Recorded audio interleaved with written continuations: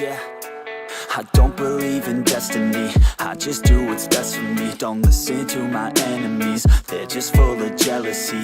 Yeah, this legacy, you gon' see what's left of me. You gon' see success in me, you ain't seen the rest of me. I just wanna be the best at what I know, better than the rest, just watch me grow. Put me to the test and watch me go. This is my quest, I'ma make it known. They call me obsessive, oh I know. Call me selective with my notes, call me aggressive with my flow. Call me offensive even though Joe, I ain't gonna lie, life's tough. Try to get by, life's rough. Try to do it right, it's not enough. Even though you try, you still mess up. But I'm still gonna fight for what I love. Still gonna die for what I love. Still gonna try, I won't give up. Still gonna fight until I've won. They say I'm way too obsessed and I've got nothing left. And I'm not quite there yet, but those words they'll regret. Cause I've got something left and I'm not giving in. I will not let them win. I won't stop till the end, no.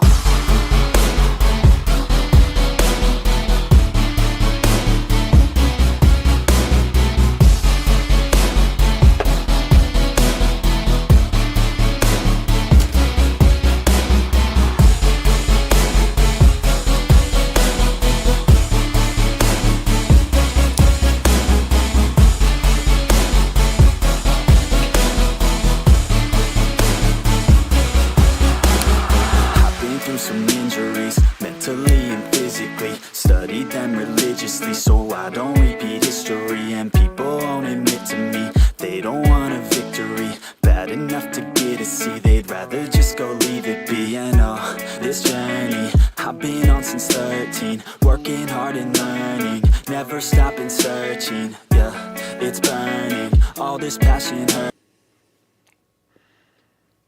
Yo, what's up?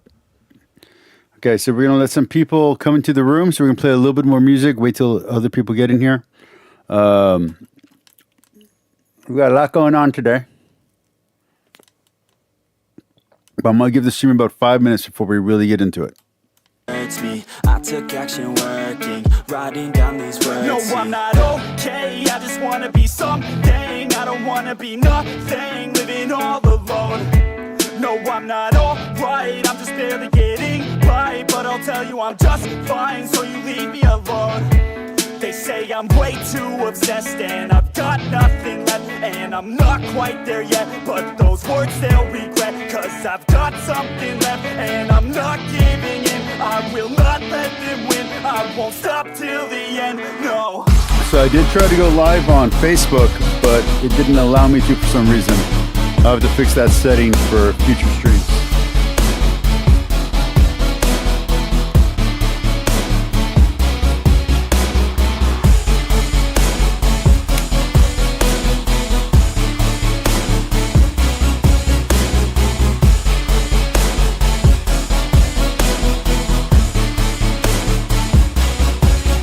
One more minute and then we'll start talking. So watch more people in the room.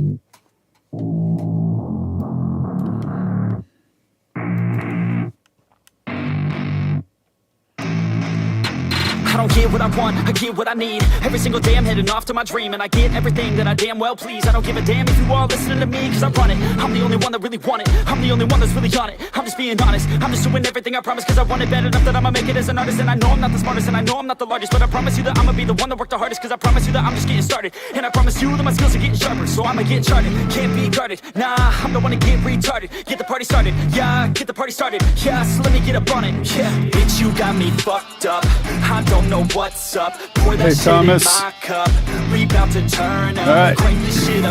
Thomas is here. So let's begin with the show. So I got some announcements to make. So what are these announcements? Let's tease it out just a little bit. Is it that I'm an atheist? Have I become a Protestant? Am I gay? BS, you might know the answer to one of those.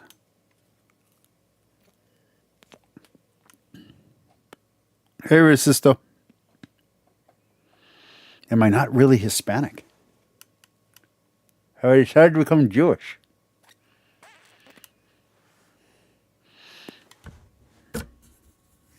So, here's the deal.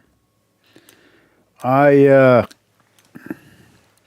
quit my job today. Am I becoming a full-time streamer? No, I've been a full-time streamer for like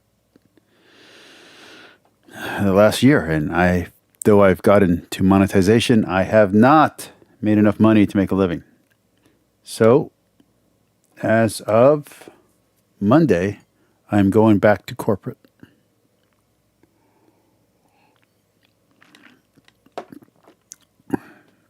As you know, me and my wife separated. I went to China to sign divorce papers. She decided to hold off on the divorce, assuming I make some concessions, including going back to school.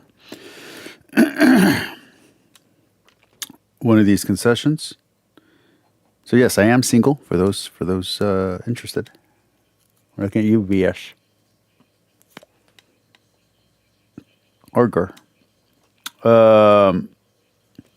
It means that the channel is going to change drastically. So let's get down to brass tacks. We're going to change starting next week. We are going to be streaming only once a week. I'm going to aim for a Wednesday off, so maybe either Wednesday or Saturday streams. And we will only have one topic video, if you will, per month.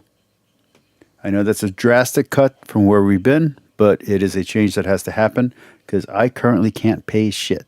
I've been working as a pawn broker for the last year. I've been a small loan officer. I think that's what they call it, small loans officer. I'm licensed by the state, but it does not make enough money to pay the bills. So I called my old bosses who went to a new company. And I said, hey, jokingly, you hiring? And they called me up and said, come in tomorrow. And so I came in. I was expecting an interview. I didn't get one. Said I got hired on the spot. I negotiated with my previous company. My previous company gave me a counter offer to stay. It would be it was an okay offer. It wasn't great. And because it wasn't great, I went ahead and said, I'm moving on. So, production on this channel is going to have to slow down. It's just going to have to, because if I'm going to make the kind of money I need to make and I'm going to work the kind of job I need to work, I need time to work it. So what does that mean for the content of this channel? Are we staying a religious channel? Even though we're not really religious, we're anti-apologetics. We're not going to be doing anti-apologetics anymore. Sorry about that. We are going to still do anti-apologetics on the stream. We will still do commentary on the stream. But when it comes to my weekly videos, and there might be more than one weekly videos, monthly videos, but there might be more than one video a month, depending on how quickly I read. It's going to be book reviews and debate reviews from now on. That's my sole focus on my topic videos. Book reviews, debate reviews. There'll be no more counter apologetics or anything like that. I will be doing my debunk videos on myself because I want to get those videos off my menu and have people watching current content with things that I actually believe currently, instead of looking at my old stuff and deciding I'm a heretic.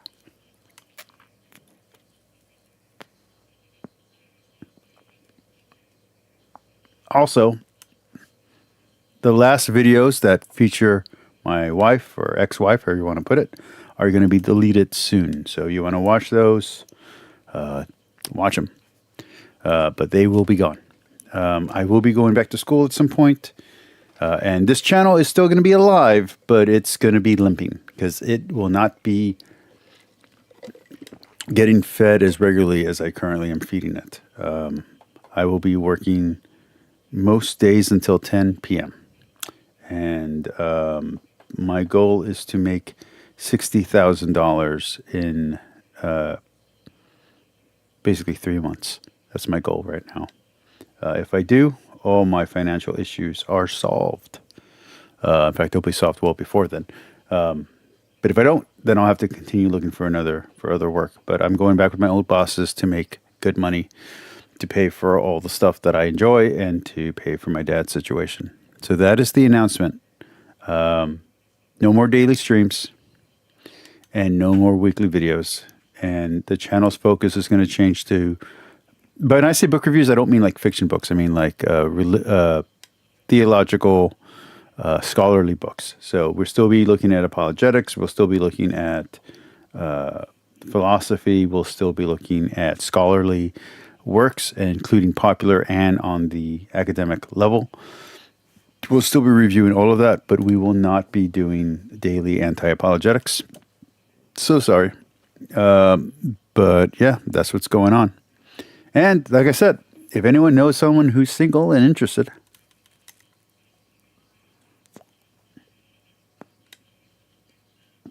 I am available for dating. That's it. That's the big announcement. Let's get into the stream. Yeah, let's go. Let's do this. Let's get into the show.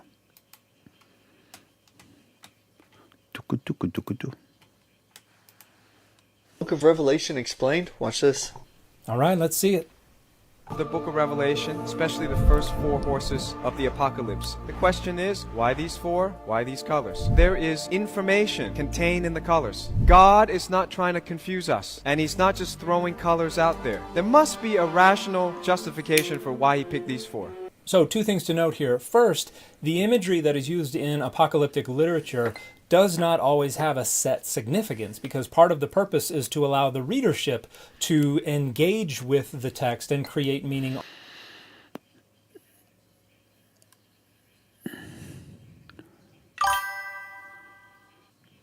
Oh, you just finished Abolition of Men. What'd you think of it? Brilliant.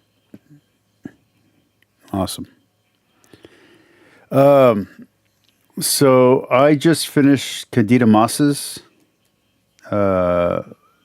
book on God's ghostwriters. It's a very important book. It's a very important topic.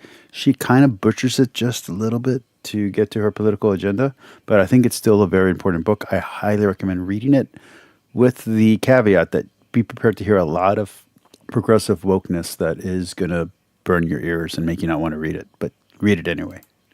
On their own, which is one of the reasons that apocalyptic literature has life well beyond the actual circumstances and context of its composition, because the imagery is malleable and interpretively flexible. And so that's part of the appeal of this type of literature. So Revelation does not have a fixed meaning for all of these colors.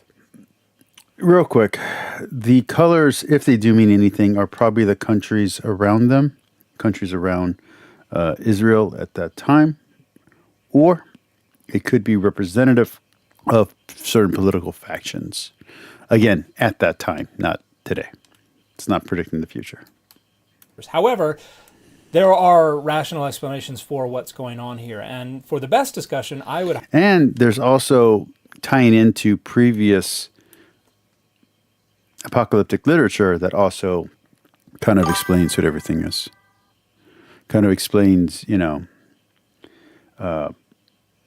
what the references are, like a green pale horse, that kind of stuff.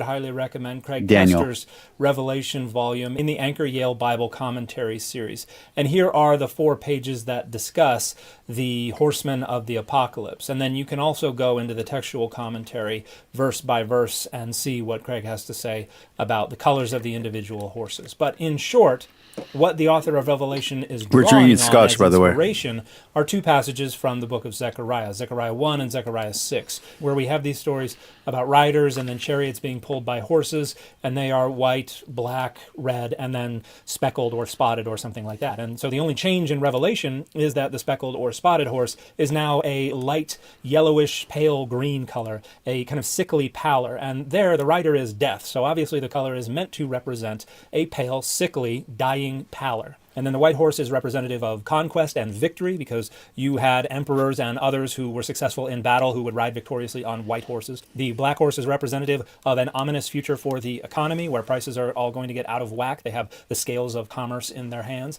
And then the red horse represents bloodshed. And obviously that is associated with both conquest and what's going to happen with the economy. So we already know what's going on with these colors. The scholarship has been more or less in agreement about what the author was trying to get at for quite some time. The question is, how are later readers going to renegotiate what's going on in the text and adapt it to their own circumstances so they can create meaning with the text? Later, Risto. Appreciate you coming by. Take a look at your screen. What do you see? Here's the symbol, the national symbol of next door neighbor to Israel, Jordan. What colors do you see? Can you help me here? White, red, black, and green. And then if you go next door, inside the territory of Israel, there is the Palestinian, symbolized by that flag. What colors do you see on the national flag of Sudan? Let's go to Kuwait. Let's go to the United Arab Emirates. What colors? Yeah, that has nothing to do with anything. These countries didn't exist at that time. These countries did not exist. Those political parties did not exist. Book of Revelation is not speaking about current political situations. The apocalypse is not. Anyway. Do you see? All right, well, let's just go to Libya because it could just be coincidence here. Okay, let's go to Afghanistan. What do you see? Let's go to Syria. What do you see? Let's go to Iraq. What do you see? I wonder if God has successfully communicated something. This is not God communicating anything. This is bad faith actors reading their own identity politics into the text so that it can be leveraged as a rhetorical bludgeon against those identities that these bad faith actors hate. And there are a few different reasons that we know this. For instance, the colors don't actually line up. The green that is described in Revelation is a yellow tinged, very light, sickly green color. It is not the rich green on these flags. And the colors on these flags actually already have significance. They signify purity, peace, struggle, and the land and its prosperity. And so the attempts to try to suggest that the flags that have these four colors on them are in some sense representative of the apocalypse is just an attempt to demonize majority Islam countries, and not even all of them, but just the ones that have these colors on their flags, which are associated with Northern Africa and West Asia. So this is just petty and naive bigotry. It has absolutely nothing whatsoever to do with what the author of Revelation was trying to do with this imagery, and the folks who are responsible for spreading this brainless hatred need to grow the hell up. God has put it right in front of us. How easy was that to understand that there's a purpose behind each color, to understand what's really going to happen and or happening now? None of the book of Revelation has anything at all to do with what's happening now or what's going to happen in the future. And trying to misappropriate the imagery that's in the book of Revelation to demonize other groups and to try to make predictions.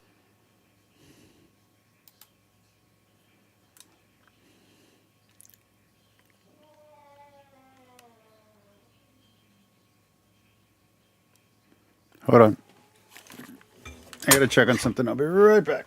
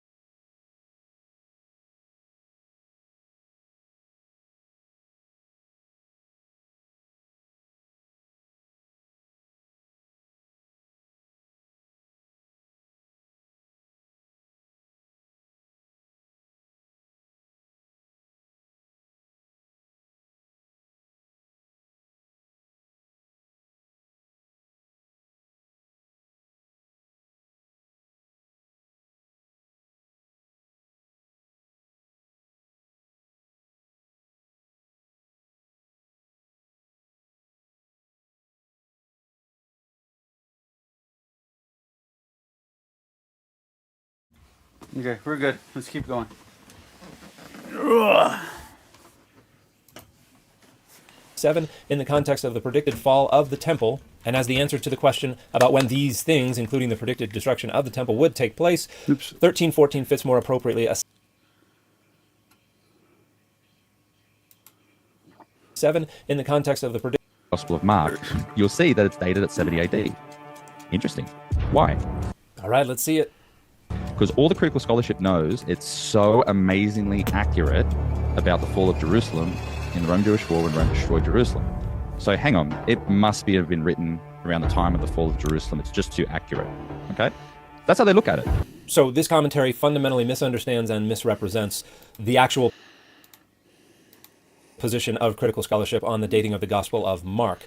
The scholars are actually more or less split on whether Mark was written just before the destruction of the temple in the summer of 70 CE or just after. And I think the argument is actually stronger for the Gospel of Mark being written just before the destruction of the temple in the summer of 70 CE. And its dating to the late 60s actually goes back to our earliest traditions about when it was written. Because in the 2nd century CE, we have some anti-Marcionite prologues to the Gospels. And the anti-Marcionite prologue to the Gospel of Mark says that it was written after the death of Peter, which tradition assigns to the mid-60s CE, probably under the persecutions orchestrated by the Emperor Nero. But let's take a look at what the scholarship actually has to say about the accuracy of the Olivet Discourse, and then what that means to dating. Here is Joel Marcus's commentary on Mark 1 through 8 from the Anchor Yale Bible Commentary Series, one of the leading critical commentary series in the world. The highlighted section begins, the position adopted here is that for Mark and his community, the abomination... So I've long argued that the idea that Jesus was able to predict the fall of the Second Temple is not out of the ordinary, but that he would get persecuted for bringing it up so early. Of desolation, which is the occupation of the temple by the Zealots in 67 to 68, and the flight of the Christians from Jerusalem shortly thereafter are events of the recent past. For these events appear to have inaugurated the time of great tribulation in which Mark and his addressees feel themselves to be now living. It is more difficult to pin down Mark's chronological relation to the temple destruction in 70. Is this an event that he and his readers know has already happened, or is it merely one that they anticipate will occur very shortly? On the one hand, in favor of a pre-70 dating is the probability that Jesus actually prophesied the temple's destruction, as did other Jewish prophets down through the centuries. A prophecy of its end, therefore, would not require a post-70 date, and one would not even need prophetic powers to see that the temple would probably end up being reduced to the rubble by the Romans once the Jewish rebels had occupied it in 67 to 68, and the Romans had begun preparations for besieging Jerusalem shortly thereafter. The case for a pre-70 dating might be strengthened by the observation that the prophecy in Mark 13, 1 through 2 does not exactly correspond to what happened. Even after the destruction in 70 CE, there were still some stones left standing upon other stones in the temple compound. Indeed, they are still standing there today, nearly 2,000 years later, as anyone who has visited the Wailing Wall in the Old City of Jerusalem knows. These standing stones, to be sure, are from the foundation and retaining wall of the edifice, not from the temple proper, but the unnuanced nature of the Mark and Jesus' language. And there's also the fact that he was making a prophecy about himself, not about the actual temple. So it was a both and prophecy. It was an either or prophecy. More on that in videos of mine. Not one stone, might still be considered an argument against a post-destruction dating for the gospel. Moreover, Mark makes no mention of the huge fire that actually precipitated the temple's collapse, even though this fire features prominently in post-70 accounts of the war. Let's take a look at this Sacra Pagina commentary on the Gospel of Mark by Donahue and Harrington. For those just hopping in, section says, this is my last regular stream. From here on out, we will be doing only one stream a week.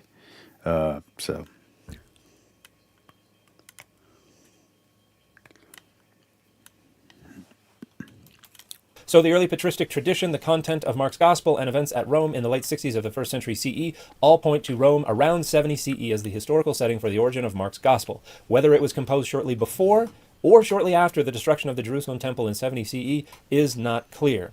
Then we can go to Robert Gulick's Word Biblical Commentary on Mark 1 through 8:26. Mark 13 has been used to support both a pre-war and post-war dating, but a detailed analysis of Mark 13:14 set against the historical background of the war in 67 to 70 shows that the events associated in much of the current scholarship with the fall of Jerusalem... Happy Valentine's, you filthy animals. I want to say a special happy Valentine's to Bree, who didn't say happy Valentine's back to me when I said it in her chat, but that's okay. My feelings are hurt, but that's okay. Jerusalem and the destruction of the temple simply do not fit with this verse that contains both a reference to the abomination of desolation and the note about fleeing into the hills. Yet since Mark places the discourse of 13:3 through 37 in the context of the predicted fall of the temple, and as the answer to the question about when these things, including the predicted destruction of the temple, would take place, 13:14 fits more appropriately a setting preceding the destruction of the temple in AD 67 to 69, when the evangelist could foresee the impending doom of Jerusalem and the temple. Then we can look at Adela Yarbrough Collins's Hermeneia commentary on Mark. Hermeneia is one of the other two leading critical commentaries, and we have 4 pages of discussion on dating that you can check out, and I want to highlight the very end. Thus, the Gospel according to Mark was probably composed after Menachem began to exercise a messianic role in 66 CE, or more likely after 68 or 69, when Simon, son of... You still have Jesus, the actual historical Jesus, which I hate using that term, but you have actual Jesus saying this prediction. Hey, Pixie, how you doing? Happy Valentine's Day, Pixie. You have Jesus saying this prophecy, though, in the 20s, possibly even 30s. So Jesus was predicting this long before the writers were using his prediction. Of Yoras emerged as the major messianic leader of the revolt. These are the best candidates for the interpretation of the remark of the Mark and Jesus, many will come in my name, in 13:6. Since the desolating The announcement, Pixie, is that I'm cutting back on my shows. I'm going back to working for a big company to pay the bills and to have extra cash. So I am going to only be streaming once a week, and I will be doing only one dedicated video a month. Sacrilege and the destruction of the temple still seem to belong to the future from the point of view of the evangelist. Also, I am technically single, so if you know any single ladies out there, please send them to my channel and have them say hello. Gospel was probably that's so bad. That was such a bad joke. But in all honesty, yeah, me and my wife did separate. We are still, I don't know. If I go back to school and I start earning good cash at my new job, we are okay. If I go back to China and I decide to teach English for the rest of my life, and become not so much a Chinese citizen, but at least live in China full time, we're also okay. But the current situation for the past year is untenable. Before for the marriage. CE. And then we can go to the New Testament Library, another leading critical commentary. Eugene Boring's... My next big announcement stream will probably be when I return to college to finish my credentials. Commentary on Mark has this comment: by any reckoning, this was a tumultuous time for the empire, for Judaism, and for the new Christian community. Serious earthquakes occurred in 60 and 63. The Roman army suffered defeat at the hands of the Parthians on the eastern border of the empire in 62. In 64, Roman Christians became scapegoats for the disastrous fire that destroyed much of the inner city of Rome. They were rounded up and put to death in the most cruel ways. Both Peter and Paul probably died in this purge. Other Christian leaders had been martyred by the time Mark was written. Nero committed suicide in 68, and struggles for the emperor's throne ensued, with 3 emperors within 1 year. Meanwhile, the Roman army put down a revolt in Palestine in a bloody war that devastated the region and destroyed Jerusalem and its temple. During the siege, the commanding general became emperor, and his son completed the war, burned the temple, and carried its sacred objects through the streets of Rome in a triumphal procession. At some point in this chaotic time, Mark was written. The readers live in the time when the holy city and temple had just been destroyed, or when its destruction was imminent and certain. More precise than this, we cannot be. And then you can also look at Darrell Bock's New Cambridge Bible Commentary on Mark. He doesn't really commit to a specific dating, but spends several pages sharing other commentators' positions, and pretty much universally scholars are in agreement that it took place somewhere between around 65 and 75 CE. And the fact that the prophecies are not accurate is one of the things that leads scholars to date them to before the destruction of the temple in 70 CE. And as you can see, critical... Your level of accuracy is a little bit hard to reach, even if someone was actually there while it was happening. That's kind of the problem. Not your, but scholars. Scholars are not saying, wow, it's way too accurate, it had to have been written after the fact. They're saying, it's not that accurate, it could have been written before the fact, when everybody realized the destruction of the temple was pretty much imminent. The critical scholars know that the Olivet Discourse, Mark 13, Matthew 24, Luke 21, is about the fall of Jerusalem. So if it was written after the event, then it's one of two things. It has nothing to do with the fall of Jerusalem, okay? And this is the same contention about Revelation. If it was written after the event, and clearly all the historical allusions to the fall of Jerusalem, why the authors put that in it? Well, because there's a spiritual interpretation to it that has nothing to do with history. It's theological. And metaphysical, but theological. To be related to something else. This is not accurate. Even if it was written shortly after the fall of Jerusalem, the message is that the fall of Jerusalem is one of the signs that the second coming is imminent, is about to happen. And so readers in the months and years following the destruction of Jerusalem will say, oh, that just happened. Okay, time to take this seriously. It ratchets up the stakes and the immediacy of... I don't agree with this interpretation of John. I think John was speaking about a persecution. He was using previous persecutions to highlight it. And I think he was also... feel for might be the wrong word, but warning of an impending persecution that he saw coming either from his own paranoia or from actual facts on the ground. That is unclear.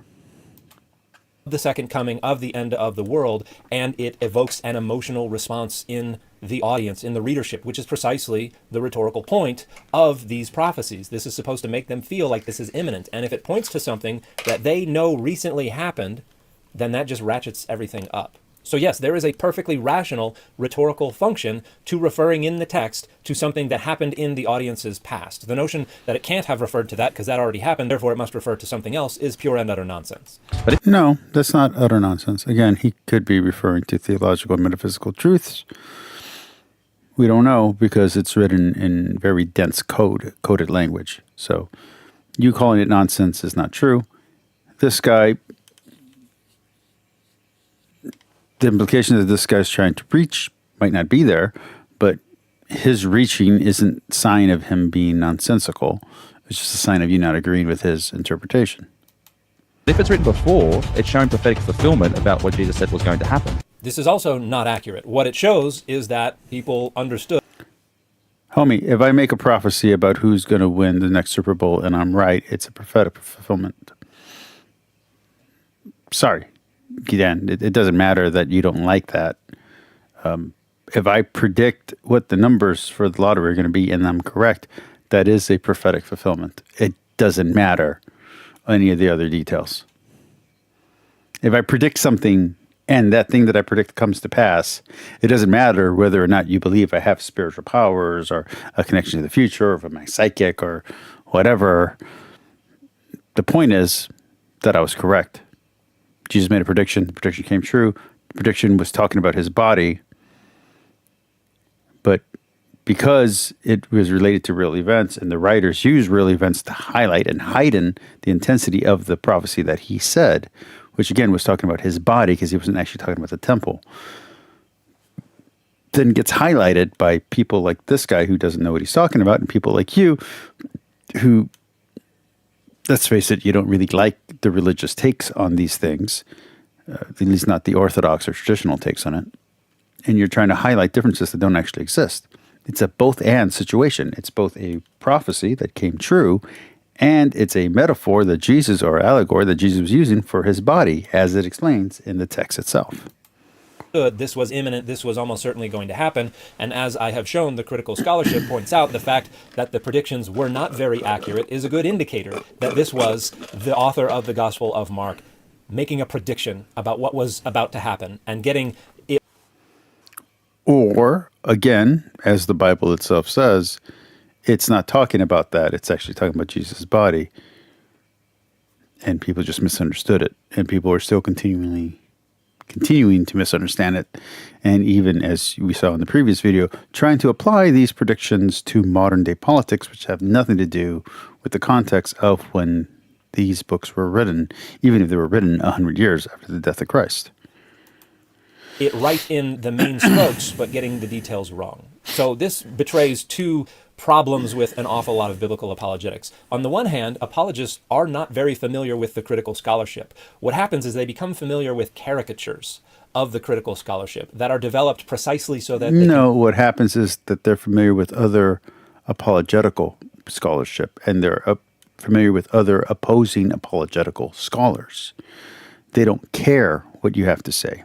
You only matter when you support their view, or when it's something that they have to tackle when opposing someone else's point of view. While you in your world matter a lot, in the world of Christianity, of religion, of faith, and of apologetics, you matter not at all. You are the opposition. You are the problem. You are the... yeah, okay, those scholars over there, sometimes they get things right, but mostly they get things wrong. That's who you are to apologists and to most believing Christians. Sorry, Dan. You're not that important. I'm not that important. It's okay. It's fine. You're popular. I'm not. It's okay. It's fine. But at the end of the day, you, Kip, Dan Brown, Bart Ehrman, none of you guys matter to the Christian faith. You just don't. And you never will, no matter how many discoveries you have. Sorry. Can be easily torn down. And that's what circulates from apologist to apologist. And if they have credentials because they went to school and got a PhD in something, they are presumed to be experts on this. No. Credentials don't mean shit in the Christian world. Sorry, you're wrong. There are plenty of people without credentials who, through charisma and charismatic, not meaning like spiritual gifts, but meaning charisma and like, let's call it popularity, the it factor, are incredibly influential. You are not one of these people. I'm not one of those people. This, even though a big problem with a lot of evangelical apologists, problems that evangelical scholars themselves have been pointing out for many years. And you can go check out Kenton Sparks' book, God's Word in Human Words, for an example of a critique of this practice. A lot of evangelical apologists go through programs that don't require they directly or thoroughly engage the critical scholarship. That's what I just said without having to sound like an arrogant ass. Intentionally sidestep that direct engagement. Many times it's because they perceive it to be a threat to their faith. Other times, or they consider it to be irrelevant to their faith. They just are interested in the credential so that they can then speak authoritatively about issues about which they do not have training. And so we have a lot of apologists, some credentialed, some not, who are misrepresenting the critical scholarship, but because they don't care about this critical scholarship unless it agrees with them, or again, it's something they have to directly attack to attack another apologist. They're not worried about what you guys think. In fact, most Christians aren't worried about what you guys think. I'm a very weird oddball outlier here. I like you guys and I care about what you guys think. I read your guys' books. Most Christians don't. Most apologists don't. Some apologists do, but not all of them. They're busy reading the church fathers and they're busy reading other apologists so that way they can get people from, I don't know, Seventh-day Adventist into Catholicism, or from Judaism into, Baptist, or Anglicanism into I don't know what. They have either become popular apologists or because they may have credentials that didn't require they actually directly engage. I feel like he's kind of throwing a small, subtle burn to Westhoff. Scholarship. They misunderstand and they misrepresent it, which is very clearly what's going on here. And the other problem that this rhetoric exposes is the fact that apologists tend not to be very creative or insightful when they're trying to explain the reasons for circumstances. Everything gets reduced down to whatever best serves their rhetorical goals, which is always to dismiss. That's what I just said. You're just coming to the conclusion that I just said, but with a lot more words. Critical scholarship. So in this example, the notion that if it was written in the months or weeks or years after the destruction of the temple, it clearly cannot have been referring to the destruction of the temple. That's nonsensical. The notion that if it was written in the weeks No, that's not nonsensical. That's assumptive. He's making an assumption. Months or even years prior Probably an incorrect assumption. To the destruction of the temple, but still within the war with Rome, then it must... Because you got to remember, there are a lot of scholars throughout the years who have very strong opinions who then get proven wrong, especially about the Bible. Everything you're saying now could be proven wrong a year from now.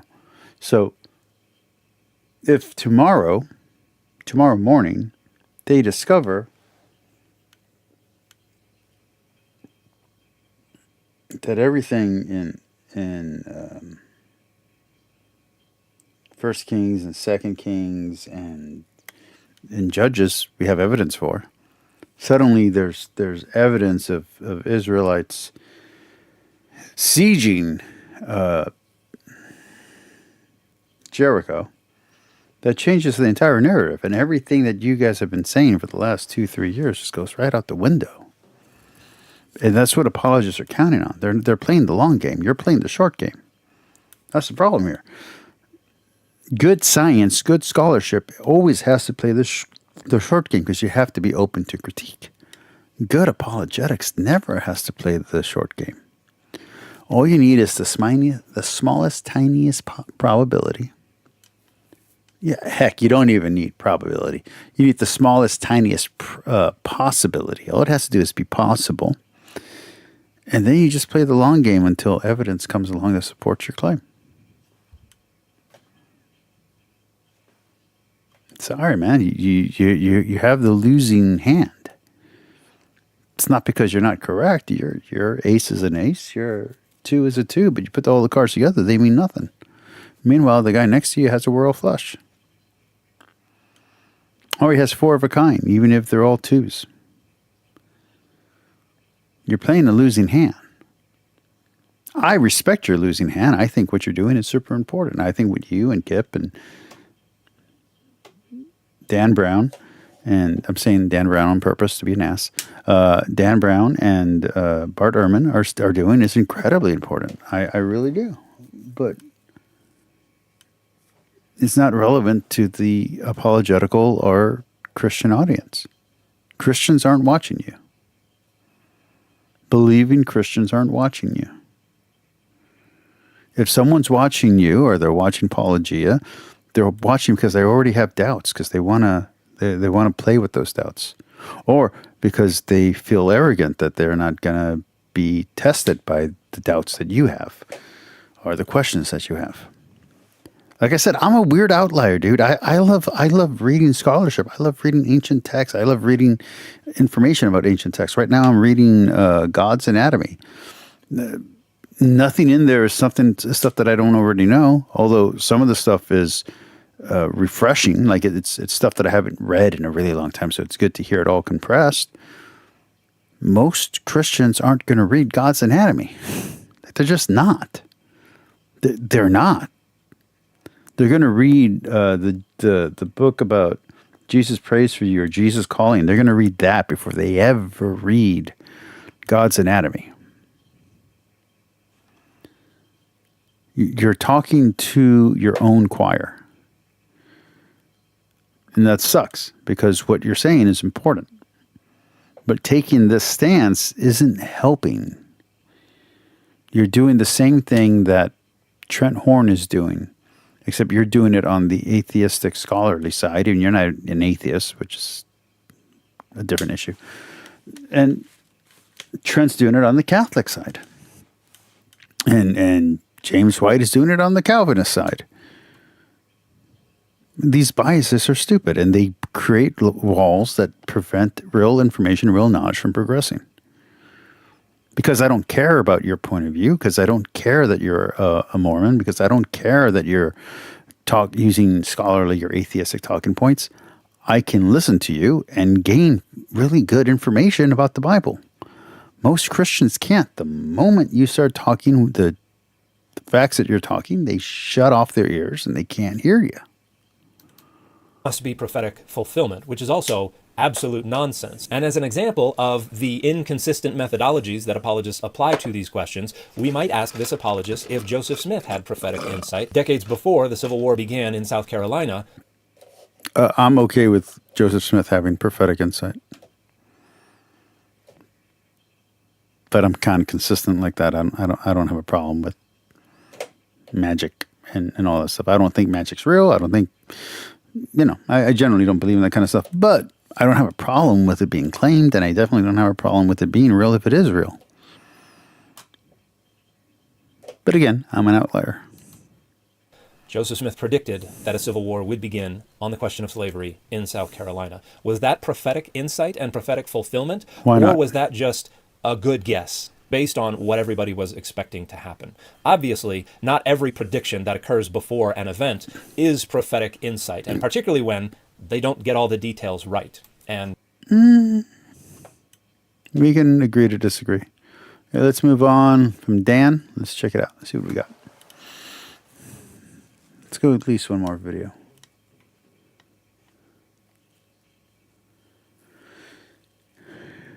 I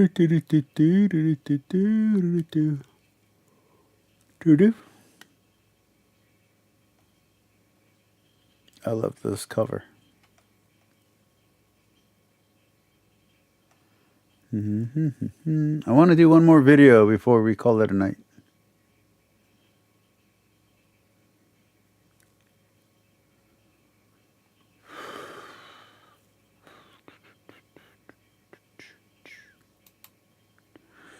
One more video. I just want to do one more video.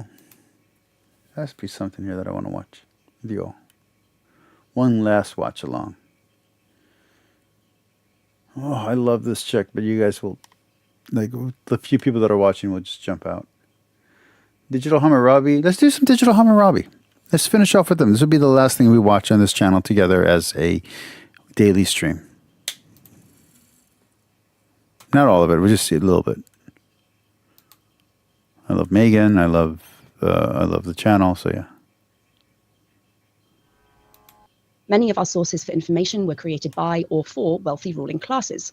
But, as Dr. Badani has demonstrated in her excellent book, Weavers, Scribes and Kings, A New History of the Ancient Near East, it is definitely possible. So, before we get going, a brief bit of information about Dr. Badani for those who are not familiar with her. Dr. Amanda Badani is Professor Emeritus, I always get that word wrong, Emeritus of History at California State Polytechnic University, Pomona. She specializes in the study of Syria and Mesopotamia. Didn't know of what region initially. I was very interested in British archaeology, but I did some excavations here in California as part of my undergraduate degree. And then I you realize what's written in cuneiform and what's available and what you can learn from it. It's just fantastic. I definitely think we're very lucky studying this area of the world. There is simply so much information. Yeah. Now, I kind of went through some of your previous publications. What are your current research interests? I am actually, I to sort of set this up, I have gone, my principal area of research has always been the Kingdom of Hana, which is a kingdom that is fascinating stuff. But as I say, it's in occasionally, obviously literature has direct speech, but it's by legendary heroes and gods and so forth. When you have an actual person saying something, it tends to be in a letter, and it tends to be they wrote the letter because they needed something, and you just suddenly have this real person at the end of the line, if you will, where you feel like, oh yes, I mean, maybe 4,000 years separate us, but I understand what that person's going through. They're writing home because they've been gone a long time and they're wondering how things are going at home. It's just very, very familiar. Well, thank you for that kind of background and update on what you're... Important note there, if they're writing, that means someone who's receiving the letter has to be able to read it. Just FYI. For those who say no literacy exists. Currently researching. As I said in my introduction, I invited you here to talk about life in the ancient world for the non-elite segment of the population. Minutes. And a caveat that I make quite regularly on the channel, and one that I said to you in our email exchange, is that understanding the ancient world can be quite difficult because so much of the evidence we have is really only for those elite, the rulers and the people in power. Does this picture hold true for Mesopotamia as well? It does in some ways. I mean, the scribes were certainly in the elite, and the scribes were the ones who were writing. And so pretty much anything, if we find it written down, was written by someone who wasn't impoverished. It was someone who had a position in society and had had scribal training. But that said, I think it's different in Mesopotamia in some ways, because the scribes wrote, as they did in every culture, presumably, they wrote lists of who was getting rations. They wrote lists of workmen on a building site and who was working on which day and how much they were being paid. And they would list, they would go to court and they would record court cases. And they would, as I said, they would take down letters for people who needed to write to someone. And for that reason, what we have does reflect quite a lot of the lives of the non-elite, because the things that the scribes were being asked to write weren't only about elite people. They were about people who worked for the state, people who had a letter they needed to send, people who went to court, people were hired. There were legal contracts for the hire of laborers, the legal contracts for the purchase of people, enslaved people. And so there is I absolutely love reading ancient texts. I really do. There's something fascinating about it. And it's really great to see that, like, there are times where you feel like you're isolated or like other people don't think like you. And then you read something from 3,000, 4,000, 5,000 years ago, and the person talking is having the same questions and same doubts about other people that you have. And you're like, oh, I'm not alone. That's the power of ancient texts. And I'm not even talking about the great works, like even the minor works, even the monotonous works. It's just great. It's great to read, but it makes you realize how much we have not advanced. Surprising amount. And the reason is, and this is just the best thing about our field, of course, is that they wrote on clay. And whereas I'm sure the Egyptians and the Greeks and the Romans and the Chinese and South Asians, everybody probably had exactly the same kinds of documents at the time, because of course you need them in order to run a civilization. But most of them wrote on organic materials. So if you were writing on parchment or leather or leaf, it disappeared, no longer exists, and people can say you are an illiterate culture because we have no evidence of your literature. But if you wrote on clay tablets and they were preserved, leaves or papyrus or whatever, those don't survive. They just don't after thousands of years. And clay does. And so we have these incredible records that I think are pretty much unique for the ancient world, where we can look at something of how people lived, and we have hundreds of thousands of names, all these people, right? And they're real people. These names we're going to actual go human 9 more minutes, guys. beings, and you can kind of trace a little bit of their lives sometimes, and that's thrilling. And so I agree with the statement that it is hard, but it's not impossible, and it's just like such a revelation to find what their lives were like. I love her It's joy wonderful, when and she's talking about unpacking this. the evidence is Speaking about definitely this, a labor of love, but so worth it. And for people who are interested in this kind of like little vignettes into people's lives, we can't most of the time reconstruct entire lifespans, but little tiny vignettes. I've said it twice. I'm going to keep talking about it. Weavers, scribes, and kings, and I'll ask about this later on in our conversation. But you weave through the history that you're presenting. You weave little personal stories about people that you found, and I think that's a really, really valuable thing. Because you're right, it's the personal connection and the personal aspects that can. I would rather read the actual text translated than read someone's commentary about the text. That's just me personally. Really goes such a long way to help making this kind of ancient history seem not as distant and much more relatable to people. It is, and of course, I'm even though I put those all together in the book, I'm building on research that's been done by so many people in our field that this is not a sort of new discovery that these people existed. It's just they've been hidden, I think, from much of the reading public because it tends to be in scholarly journals and papers at conferences, and they are just fabulous. And it's not in popular books or popular translations you can just get off from any publisher. That's one of the big problems. It's one of the hard things with the things that I love to read. It's hard to find. You can find older stuff that's more popular, but man, finding newer stuff that's recent, it's hard to find recent scholarship translated into English in book form that's not commentary. Read what our colleagues have written, and then to go into the primary sources and to look at what they were working with and what those documents say. And it's I had so much fun writing that book, partly because of this. I would love a current translation, like as in whatever's going on today in scholarship of the Dead Sea Scrolls. I would love that, of all of it, like just everything that's out there, instead of like these like compilations that are just selections. I would love to read the whole thing in English. Oh, yeah, get on that.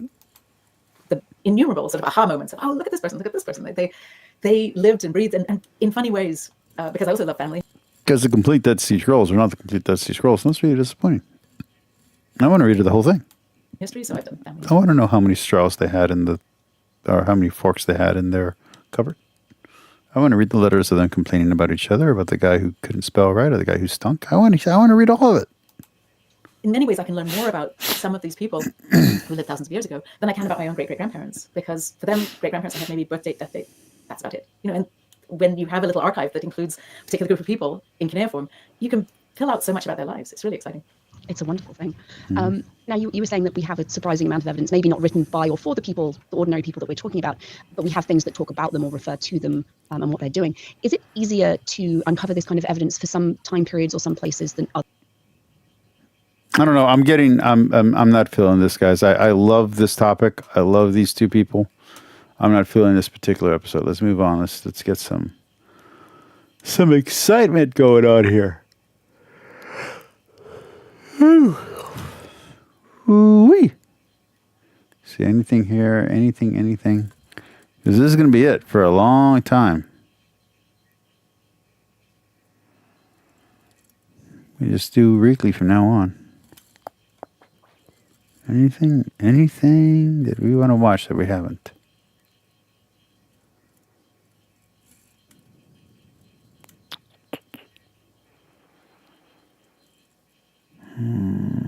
If you're new to this channel, Ready to Harvest is about Christian denominations, and there are dozens of videos that compare other groups like this video does. So if you like this, check out the channel to learn more about that church down the road you don't know much about. This video is going to compare Seventh-day Adventists and Jehovah's Witnesses from a neutral perspective. In both cases, I am comparing the current organizations that go by these names. For the SDA Church, this is the denomination with Ted Wilson as president. There are other churches who claim to be historic Adventists or Reformed Adventists and so forth, some of which claim that the SDA Church is not the real SDA Church, but this video is not about them. Likewise, for Jehovah's Witnesses, I'm not talking about the beliefs they used to hold or beliefs of predecessor organizations like the Bible Students and their founder Charles Taze Russell. All that matters for this video is what they teach today. The Seventh-day Adventist website identifies it as a Protestant denomination, while Jehovah's Witnesses reject being described as Protestant. Of God, the SDA Church teaches that God is omnipresent, meaning present everywhere at the same time. Jehovah's Witnesses say that the teaching of omnipresence confuses matters, and that God has a spirit body and could not. All right, this is it. This is the last thing we're going to watch today. The question: what's the relationship between possibility and conceivability? Ontological argument is a bit of a misnomer. It's a bit of a simplification, really, because this is a family of arguments. You could think of the ontological argument almost as we're bombarded I feel with like God, or we're bumping into God as the rational. This particular person like trashes Trent Horn all the time. I feel like this is Gavin cheating with Trent on Trent's boyfriend. You know what I mean? Plain. We can get an equally convincing reverse argument for God's non-existence, and in fact, God's impossibility, right? Hey, God's either necessary or impossible. The enduring nature of this throughout Western philosophy, I think, should encourage people not to dismiss it too quickly. There's more here than meets the eye. At one point, you called this the Rocky Balboa of philosophical arguments. Welcome to Premier Unbelievable. I'm your host, Vince Vitale. Today, we're exploring that can be an intimidating name for an argument. But here to help us are Christian theologian Gavin Ortlund and agnostic philosopher Joe Schmid. Stay with us as we dissect this unique argument, assess its strengths and weaknesses, and consider its relevance today. Fans of the podcast will know we've tackled this topic before on Premier Unbelievable. William Lane Craig defended the argument on the show. But now for today's show. Well, Nashville, he's a fellow of the Keller Center of Cultural Apologetics and the Center for Baptist Renewal. Yes, don't forget to hit the like button. Please, please like and subscribe. And go tell Bree Happy Valentine's Day. And he's a member of the St. Basil Fellowship of the Center for Pastor Theologians. Gavin has a PhD in historical theology from Fuller Theological Seminary. Oh my gosh, come on. His ecumenical engagement to offer a defense of the... I reviewed that book. It was not good. That's probably one of the worst apologetical books I've ever read. I gave it a 1 out of 5. That's how bad it was. Protestant tradition. Find out more at Gavin's website, truthunites.org. Joining Gavin for today's discussion... It was just fallacy after fallacy after fallacy.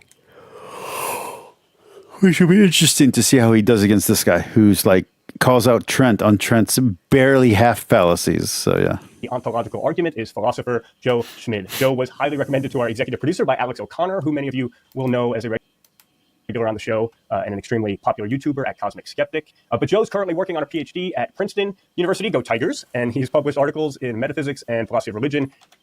And his other book is The Majesty of Reason, a short guide to criticism. The same name, that's Majesty. I really appreciate you making the time to be with us today. I'm really excited for this discussion. So let's dive right in. The ontological argument, or really we should say ontological arguments, and ask you guys to motivate this discussion for why shouldn't they change the channel? Big statement. Tell us why. What's so exciting about it? Yeah. Grateful to be here. Thanks for inviting me. And I want to say at the beginning how honored I feel to talk with Joe. Joe is a fantastic philosopher, so this is a real honor for me. I love the ontological argument. As you say, there's lots of different versions, and I'm sure we'll talk about that. My introduction to it was through Anselm, 11th century monk who first articulated this argument. It's an a priori argument for God's existence. That simply means it's apart from any experience. It's simply meditating on the idea of God or the being of God. The word ontological has to do with being. What I've noticed with a lot of the scholars is that they kind of confuse the original, the pre-mythological wording for what later will be adopted by later religious people in the gospel text, or in the scriptural text, as relating to what we mean by God in the current form, which is based on classical theology. So there are these big evolutionary leaps in the understanding of God in the literature, in the way that we understand it. So there's the let's call it pre-exile understanding of what gods and gods were. And then you have this Judaic monotheistic understanding that grows out of the collapse of Israel. And you have this different understanding again after Rome and Greece and all of that. And you have these different influences. And so by the time you get to the medieval ages, where you've had this cycle of growth and destruction and these different changes, what God means is very different from the pre-biblical God we get in let's say, the nations that worship El or Shaddai or any of these other names that will then be adopted in. And people forget that the whole reason for that is because the Jewish people are not using those names. So they're using them as placeholders because they don't want to say the name of God.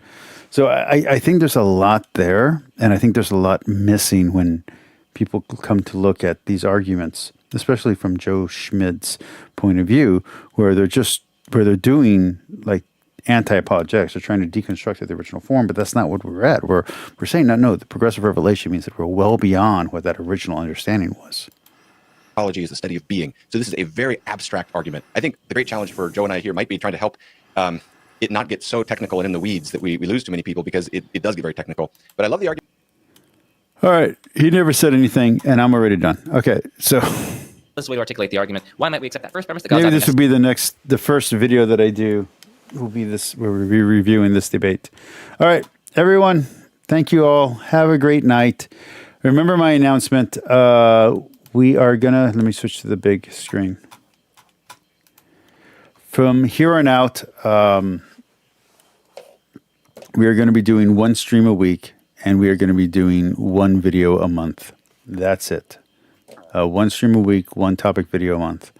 If any other videos come up, it's just because I had time and I could do it. But I'm going back to working, I don't want to say a corporate job, but I'm going back to working a job that makes real money and that takes real time and dedication, which means I won't have time to work on this channel like I have been this past year. I'm sorry about that, but this channel, even though it did get monetized and I did get enough subscribers, and I appreciate all of you who subscribed, I wasn't getting enough daily or regular viewers. And I don't blame you. I'm the one who makes the content, but I wasn't pulling you guys in. So I have to go back to working full time. So I love you all. And I'm very grateful for all of you. Every subscriber, you mean a lot to me. Every viewer, you mean a ton to me. And the people who watch my show nightly, you guys kept me going through one of the weirdest years of my life. And I appreciate all of you. Thank you so much. Starting next week, it'll be a different vibe. Again, we're going to be on my topic videos. We're going to be doing debate reviews, and we're going to be doing scholarly book reviews. We're not going to be doing anti-apologetics or anything related to religion in that sense anymore. And when it comes to my streams, while we might still talk about religion, we're just going to talk about whatever I want to watch for that week. All right.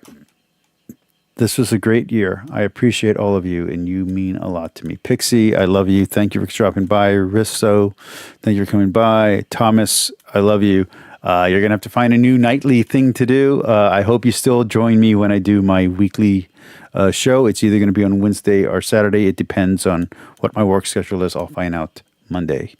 And everyone else, BS, everybody, Santiago, thank you so much. Dr. Kip Davis, who watches my stream every once in a while, thank you. You mean a lot. It means a lot to me that you guys are willing to listen to this small channel.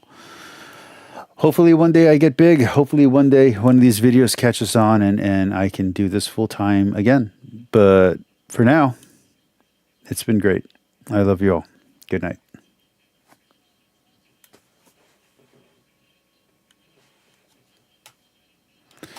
Let's do the sign off one last time. Remember that God loves you. So love your enemy. Love your neighbor. Love your family. Love yourself and love God above all. And remember that God forgives you. So forgive your enemy. Forgive your neighbor. Forgive your family and forgive yourself. And if you need to make a change, make that change today, right now. Don't wait till tomorrow morning. Make the change right now. You can be the person you want to be. You can be a better person today. As Jesus says, change your ways and follow me. Do it now. Don't wait. Be the better person today. All right. That's it. That's the show.